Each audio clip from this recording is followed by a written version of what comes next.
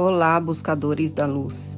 Hoje vamos refletir juntos sobre um comentário que recebemos em um dos nossos vídeos. Um comentário simples, mas muito pertinente e que nos convida a mergulhar em uma questão profunda.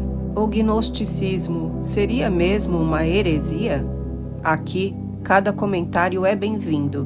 Cada visão de mundo tem o seu valor, porque são justamente as diferenças que nos fazem crescer, que nos levam a questionar, a buscar respostas e até mesmo a encontrar novas perguntas.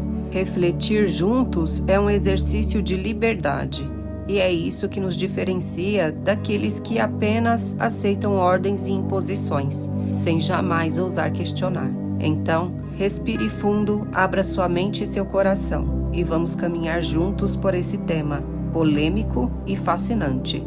O gnosticismo é heresia ou é uma chave perdida para a verdadeira sabedoria? Você já ouviu alguém dizer: o gnosticismo é heresia? Talvez como eu, você também tenha lido esse comentário em algum lugar, como uma afirmação definitiva, quase um julgamento sem apelação. Mas pare e pense, o que realmente significa essa palavra heresia? Quem tem o poder de decretar que um conhecimento é válido e o outro deve ser condenado, apagado, silenciado? Hoje vamos atravessar esse labirinto de símbolos, história e espiritualidade, para compreender por que o gnosticismo foi marcado com essa cicatriz, e se de fato merece esse rótulo. Aperte o cinto, porque esta viagem não é apenas pela história dos primeiros séculos do cristianismo. Ela é também uma viagem dentro de você. A palavra heresia vem do grego airesis, que originalmente significava apenas escolha, corrente de pensamento. Não havia nada de errado nisso, mas com o tempo, o termo ganhou uma sombra. Dentro do cristianismo, heresia passou a significar toda a interpretação divergente da versão oficial.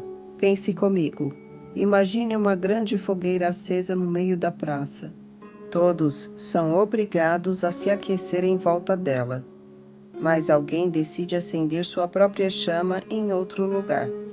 Nesse ato, essa escolha passa a ser vista como perigosa. Assim, nasceu o conceito de heresia, não aquilo que está necessariamente errado, mas aquilo que ameaça a unidade, a ordem, o poder. Mas o que os gnósticos escolheram de tão diferente? O gnosticismo não era uma religião única, mas um mosaico de escolas e tradições. Alguns grupos eram cristãos gnósticos. Outros misturavam elementos do judaísmo, do platonismo, do hermetismo egípcio. No coração de todos, porém, havia uma ideia central: a gnosis, o conhecimento interior capaz de libertar a alma da prisão do mundo material. Não se tratava de fé cega, mas de experiência direta. O gnóstico buscava o divino não nos altares de pedra, mas dentro de si mesmo, em sua centelha espiritual. E é exatamente isso que incomodava. Se o caminho é interior, qual a função da instituição, dos dogmas e da autoridade externa? Imagine o cristianismo nascente, tentando se organizar no século II. Era um movimento pequeno, perseguido, que precisava de unidade. Os líderes perceberam que se cada grupo interpretasse a mensagem de Jesus de forma diferente, nunca haveria força suficiente para resistir. Então, qualquer voz dissonante era vista como risco. E os gnósticos, bem, eles não eram apenas dissonantes. Eles afirmavam que o mundo material era uma prisão criada por um demiurgo imperfeito e que o verdadeiro Deus estava além desse cosmos visível. Isso era mais do que uma divergência, era um terremoto na teologia. Por isso, pais da Igreja como Irineu de Lyon escreveram tratados enormes condenando os gnósticos. O selo de heresia estava carimbado. Os gnósticos acreditavam que o mundo que vemos não é obra perfeita de um Deus bondoso, mas a criação de um ser inferior, o demiurgo. Essa ideia chocava frontalmente a teologia oficial. Mas olhe em volta: guerras, injustiças, dor, exploração. Não soa estranho pensar que um ser absolutamente perfeito teria criado um mundo tão imperfeito? O gnosticismo oferecia uma explicação alternativa. Estamos presos em uma matrix cósmica, regida por forças que nos mantêm na ignorância. E apenas o conhecimento interior, a gnosis, pode nos libertar. Hoje, isso soa incrivelmente atual, não? Para muitos gnósticos, Jesus não veio apenas salvar pela cruz. Ele veio como mestre do conhecimento oculto, trazendo chaves secretas para despertar a humanidade. Nos evangelhos gnósticos, como o de Tomé, ele fala em parábolas enigmáticas. O reino está dentro de vós e fora de vós. Quando vos conhecerdes, então sereis conhecido. Não é difícil entender por que a igreja preferiu suprir essas ideias. Um Jesus que ensina o caminho interior torna desnecessário a mediação eclesiástica. Mas, para os buscadores, essa imagem de Cristo é fascinante. Um guia que aponta para dentro, em vez de exigir submissão cega ao dogma. Do século II em diante, a Igreja organizou uma verdadeira cruzada intelectual contra o gnosticismo. Irineu escreveu Contra as Heresias, listando e ridicularizando os ensinamentos gnósticos. Mais tarde, concílios definiram o que era ortodoxo e o que deveria ser rejeitado. Textos gnósticos foram queimados, proibidos, esquecidos. Por quase 2000 anos, só conhecíamos o gnosticismo através das críticas dos seus inimigos. Mas a verdade não pode ser enterrada para sempre. Em 1945, no Egito, um camponês encontrou jarros de barro enterrados. Dentro estavam códices com evangelhos e tratados gnósticos perdidos desde a antiguidade. Foi como abrir uma cápsula do tempo. Pela primeira vez, ouvimos os gnósticos falando em sua própria voz. O Evangelho de Tomé, o Evangelho de Filipe, a Piste Sofia, textos que revelavam uma visão espiritual profunda, poética e misteriosa. A redescoberta causou choque. O que era heresia agora parecia uma das correntes mais sofisticadas do cristianismo primitivo. O fantasma da heresia havia voltado à cena. Agora pense comigo. Quando alguém hoje diz que gnosticismo é heresia, está repetindo um julgamento feito há quase 2000 anos. Mas pergunte-se, será que a verdade espiritual pode ser propriedade de uma instituição? Ou será que cada alma tem o direito de buscar a sua própria chama? E aqui, meu amigo, minha amiga, entra você. Porque essa não é apenas uma discussão histórica, é uma pergunta viva. Quem tem autoridade sobre sua experiência espiritual? Imagine viver em uma cidade murada. Desde criança, todos dizem que além dos muros não há nada. Mas um dia, você encontra uma passagem secreta e vê que existe um mundo vasto, cheio de cores e possibilidades. Você volta para contar, e o que acontece? Chamam você de herege. Essa é a experiência gnóstica, enxergar além do limite. e ser condenado por isso. Agora pense, quantas vezes na sua vida você já foi rotulado por pensar diferente, por questionar o óbvio? Ao longo da história, o medo do diferente foi sempre o motor da perseguição. Os gnósticos não adoravam outros deuses, não pregavam violência. O que eles faziam era diferente. Afirmavam que a salvação vinha pelo conhecimento interior, não pela obediência cega. Mas, para uma instituição que crescia sob perseguição, qualquer fissura parecia ameaça. Assim, o medo se transformou em condenação. E o medo é algo que conhecemos muito bem em nossos tempos. Quantas ideias, descobertas e até pessoas ainda hoje são silenciadas simplesmente porque não seguem a cartilha dominante. Curiosamente, aquilo que ontem foi chamado de heresia, muitas vezes é celebrado hoje como genialidade.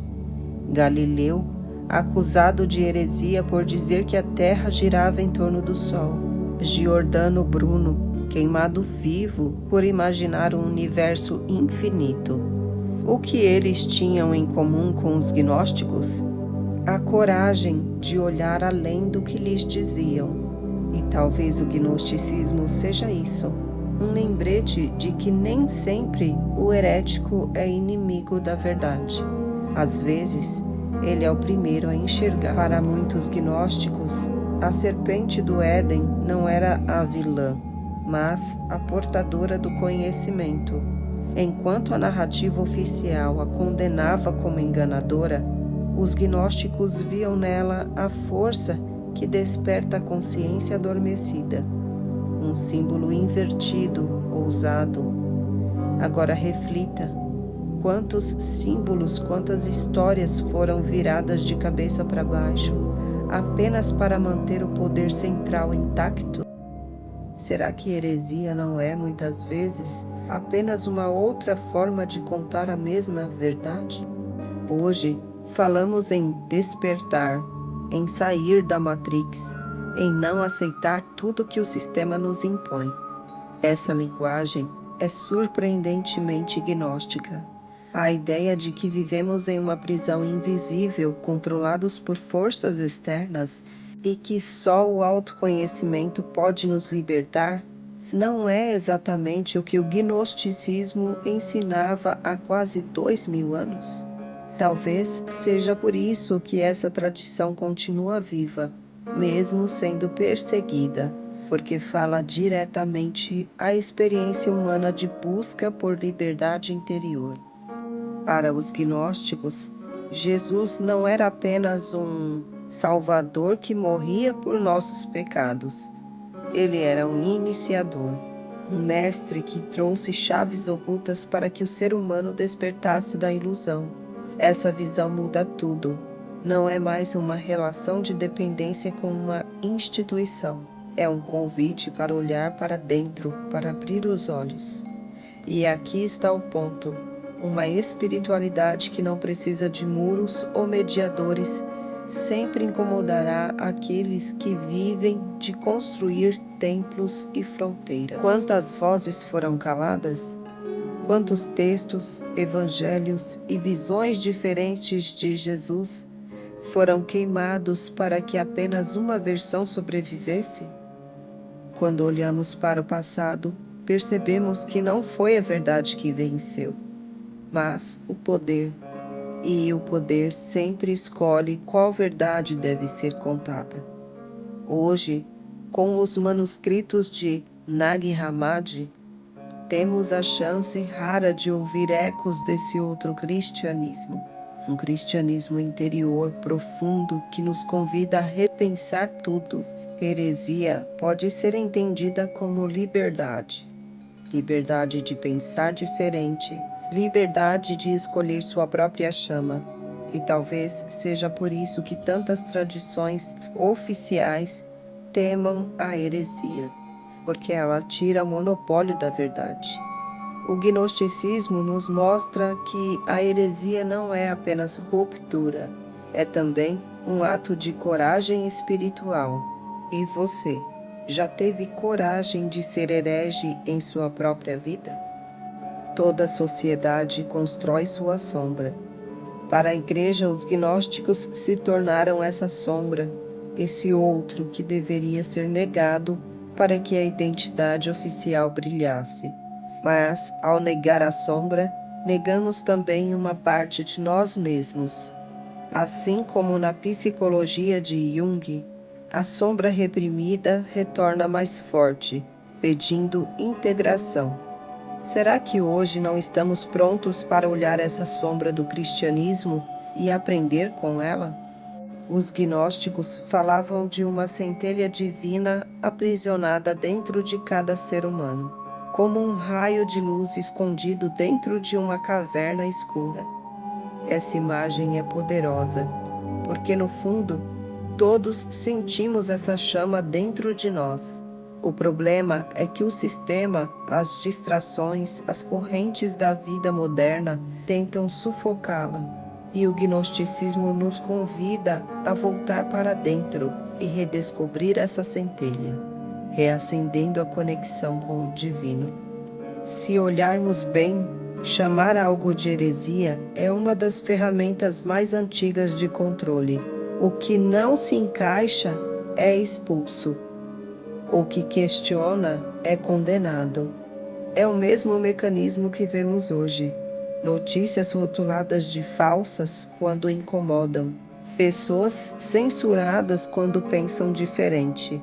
A palavra mudou, mas o sistema é o mesmo. E talvez seja aqui que o gnosticismo fale tão alto. Ele revela que a maior prisão não é feita de muros, mas de crenças impostas. No fundo, todos temos um pouco de gnósticos. Sempre que sentimos que há algo além da superfície, além da versão oficial, estamos tocando essa mesma chama.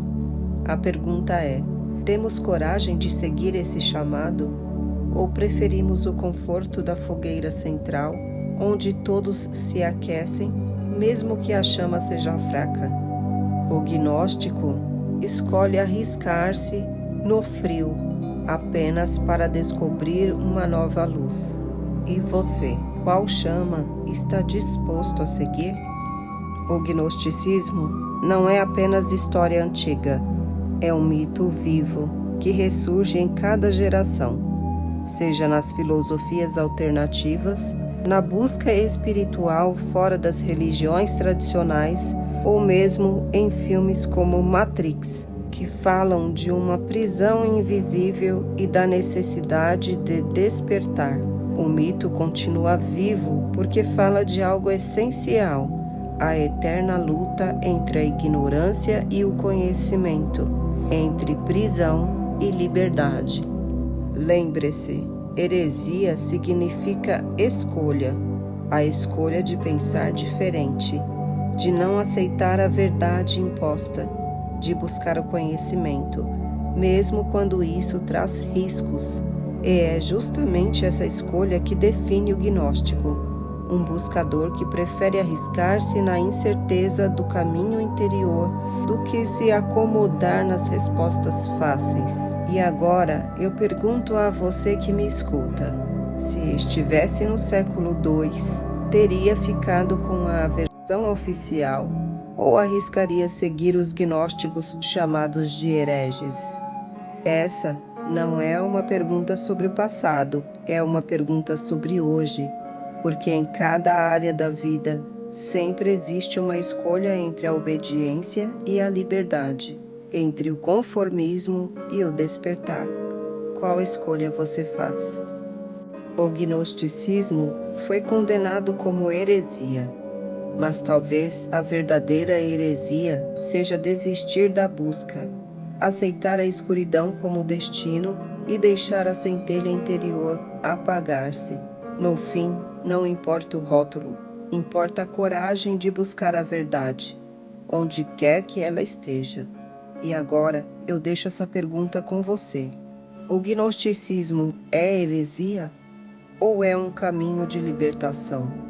Escreva nos comentários.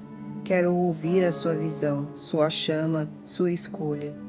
Porque a verdade não é propriedade de ninguém. A verdade é um caminho que se revela apenas a quem ousa buscá-la.